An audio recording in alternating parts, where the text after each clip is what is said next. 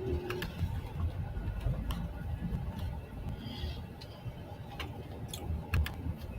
eek.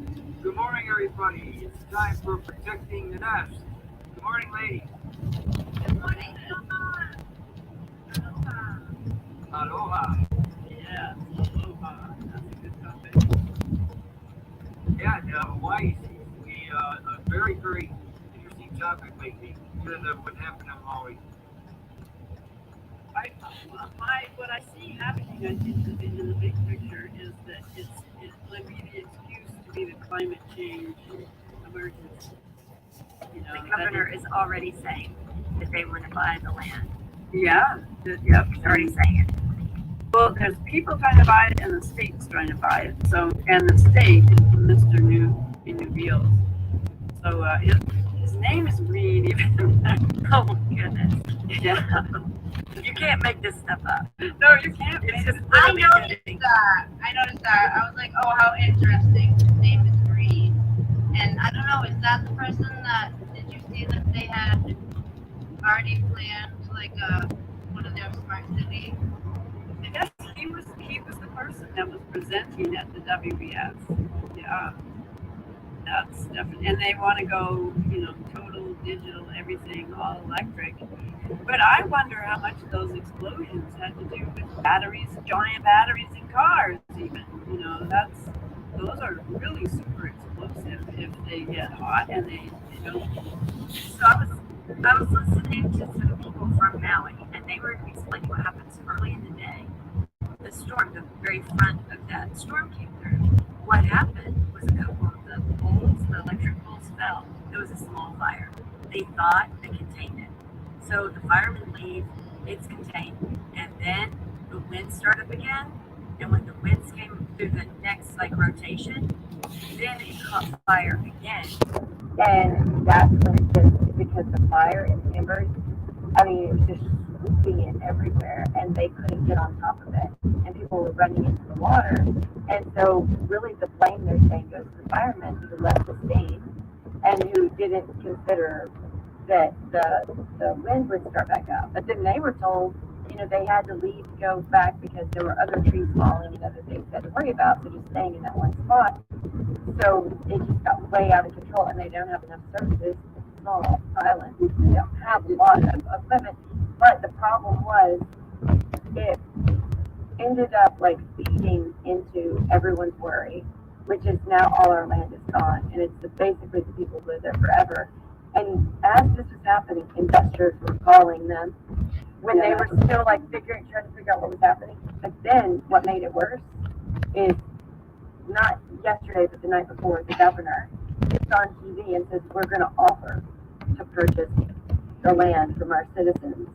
And it was like every conspiracy theory that everybody was saying, because they were worried about the word, comes true, even though it was that land, it was that, and the governor makes it come true because he's an idiot. And then he reveals his card, which, it was like, you can't really get mad at conspiracy theories. Maybe they thought there was beams from the sky, lasers, and all this other stuff. But once they had video and people knew, no, this is a storm, this is an electrical fire, this is bad, and they didn't put it all the way out. But it's really ugly when investors are calling, and then the governor says, you want to purchase your land. And it's like, okay, so maybe there weren't lasers, but my God, they still want the land for smart cities. So, I mean, they might as well have done lasers. Well, and it was a sacred spot. Yeah, and it was the ancient kingdom.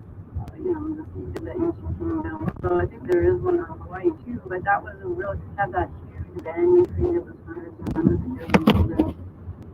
Yeah, it's horribly sad for the people that had held out. There are all the wealthy people behind them offering before this happened. Yeah. For years. Theories were happening. But that's why the locals, this one guy, so he did a TikTok that he did a TikTok before he did this, and he went through on his little rollerblades or whatever, and he was rolling through, and he was describing the first fire. And then when this happened, he was like, "Oh my gosh, this is on purpose." But the reason why some people from Maui were saying their locals were very paranoid was because they've been pressured for the last 2 years, constantly. And we've been told climate change, climate change, climate change, epidemic, epidemic, epidemic, epidemic, epidemic, epidemic. Darn Green New Deal, and we're, and so they've been forced, and they're like, wait a minute, you're offering us money, investors are offering us money, you're acting like they live in shacks, you're acting like you're painting your butt, painting your butt, painting your butt, painting your butt, trying to sell us this idea that we don't want because it's not going to make our land sacred, and then this happens. So of course, all the locals are going to be all kinds of, very rightly so, because they've been attacked. But literally, at this point, like getting into the dynamics of was it a laser, was it a lightning bolt? Like they got what they wanted. It doesn't matter. Yeah, the people got they got what they wanted. Yeah, however it started, it's still effectively Green New Deal and the climate emergency and all that is a triggering mechanism. So yeah, so it justifies all the conspiracy theories. Yeah, it was predicted. Yeah, it was predicted for sure. And we'll see how rapidly things progress for those who want the 15 or the smart city. Things are going to go just like popcorn, and that shows that they had lined everything up ahead of time. And yeah, they probably tried to buy the people out. People wouldn't get bought out. And Oprah, she's been buying up for quite a while, recently. A lot of it is there. And it's funny that she's sort of been in the, like, highlighted hot seat, you know what I mean? As far as, like, certain circles talking about her, like, weird schools and her weird connections to, like, God, he's like creep and stuff. So, I mean, who the flip knows? We do know that the acquisition is definitely part of it. Like you said, regardless of how it happens, it's definitely strategic. And it's just disturbing. Like, I heard none of the sirens went off. They didn't go. And this is how it was justified. So I was in this space with people from Maui, like red local were very frustrated, and they were saying, "Oh my God, they did this on purpose." And the firemen, there were firemen in there, and the people who like have worked in the rescue section. And when like a lot of people were like, "What about the fact that sirens didn't go off?" Everyone was being kind of like very pointed with their questions. They said the sirens are actually for all of Hawaii. That nuclear thing that they said that was going to happen a couple years ago, and like when it's interesting, but for a smaller island like Maui where it's concentrated, they have to turn it on at the big island, and it literally is for everybody. And so it got out of hand like within 15 minutes.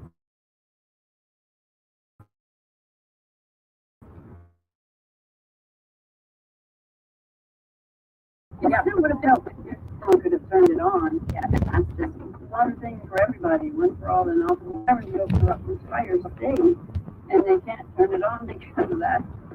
What's the point of having it? Did you hear Oprah got her butt into her because they said no media or press. He wants it down there. Cameras and everything, and they made her leave, and she puts out and knowing you're stepping on it. Trying to get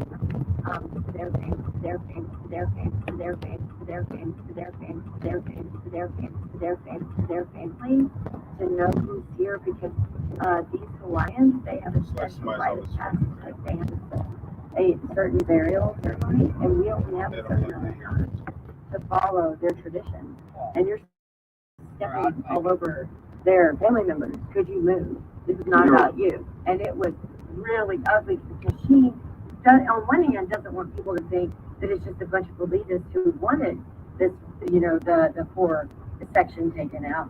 So she wants to defend herself,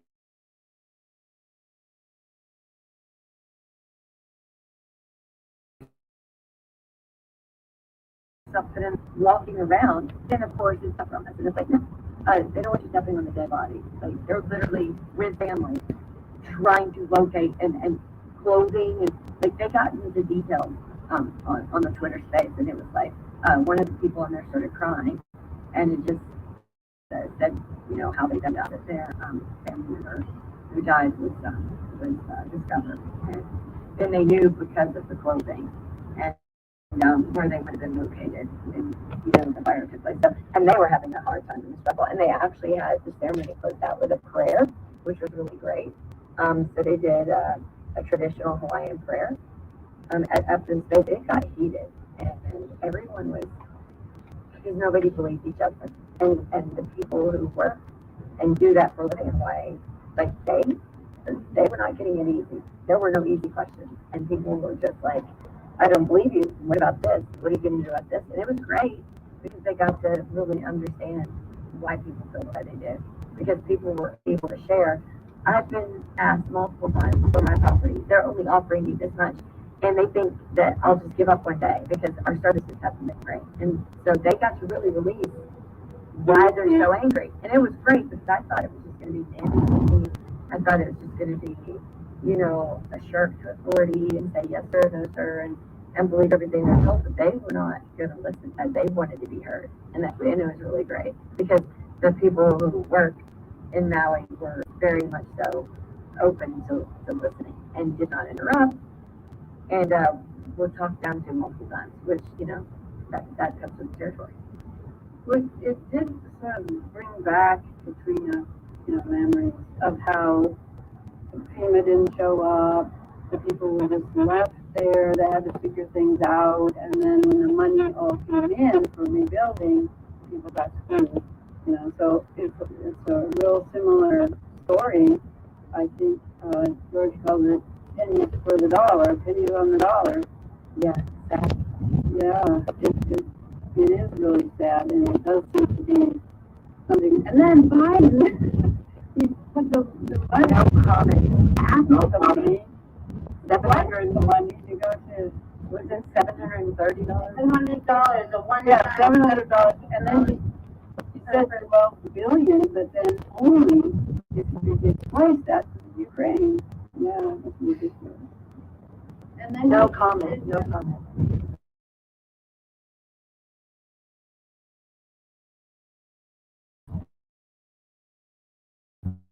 keep the focus. Oh, I know. But did you know his press secretary? She got caught. She tweeted for him, but she accidentally tweeted for him on her account.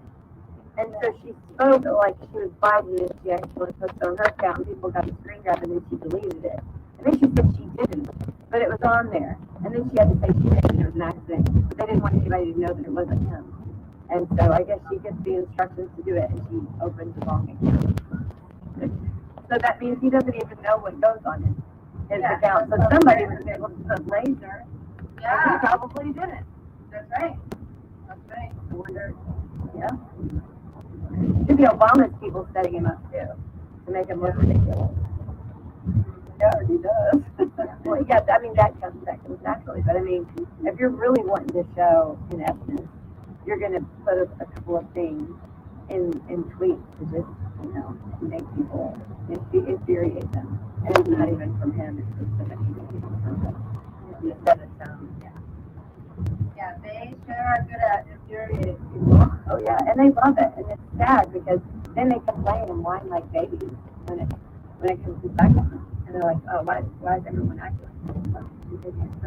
Well, I think that's kind of what we're here to help figure out is, how do we protect our nest, the humanity that we are, families, communities, the whole world, That's what's lost in all this obfuscation here going on.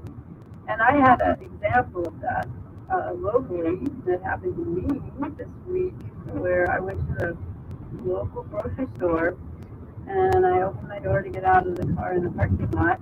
And I looked at the car next to me, and the door was open, and there were two bodies in the car.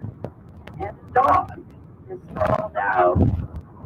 And this isn't a terribly uncommon thing. People turning up. And that's kind of what I thought it was. But anyway, I did a quick shop, and I was in line, and the lady had finished. I talked to the checker and said, I'd like to let you know that the car next to me in the parking lot has two bodies falling out of the door, out of the door, out of the door, out of the door. And I'm not, I hope they're alive, but I'm not sure, and I just wanted to know. Unless she told somebody, but what happened? People on either side of me. I find them older women. And I said, thank you for doing this. Thank you for speaking up. And I've read some of these plans, generation. Part of it is, so you do walk over to their body. That people get used to that. And that's part of what makes us not want to be here anymore. So however we can, in every little way, we need to be sure to pick up, and say, let's not walk over this.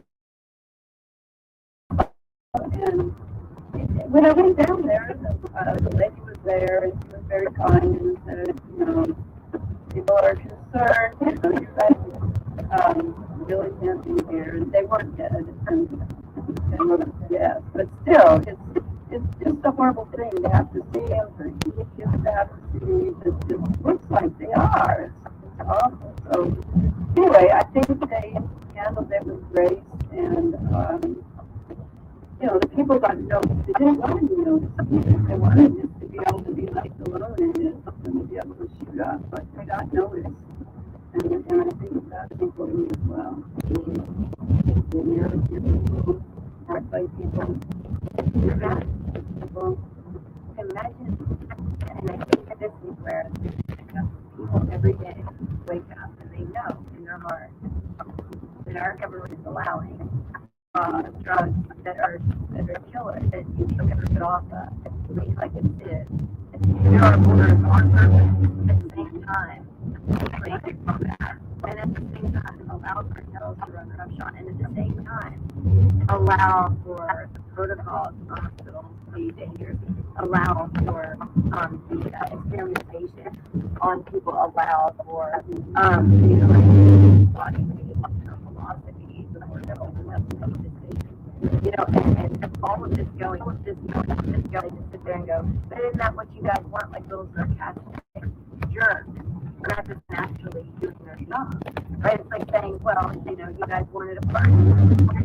I didn't vote for that party, and I don't know very many people that did.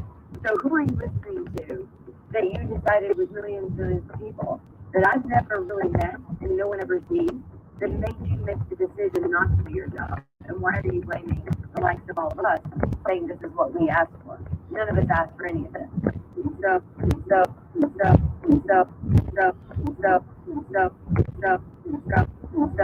gaslighting. That is type thing when you wake up and you know that there's a bunch of people who are believing what they're told, and in doing so, it will get them killed. And we're standing by, they're paid attention, and it does. Imagine what it does to society when people know deep down in their spirit, they know their soul. They know at their core, this is not right. They know this thing about to happen, and the only way to not think is to not think about it, but it's still heavy. So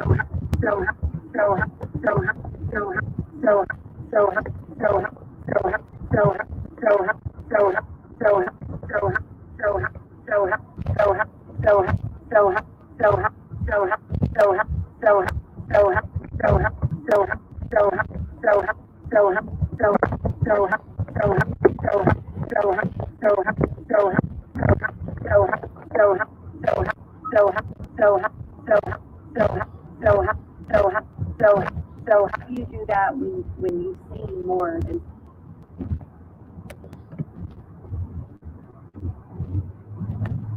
some people? You're going to drink. You're going to get addicted to drugs. You're a victim of me. You're going to do something to your mind off of it.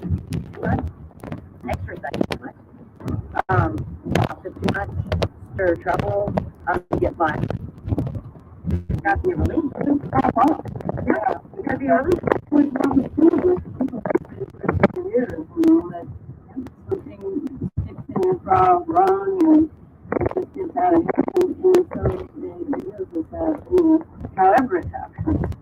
And of mine is a social worker, and she said that the child abuse rates are off the chart.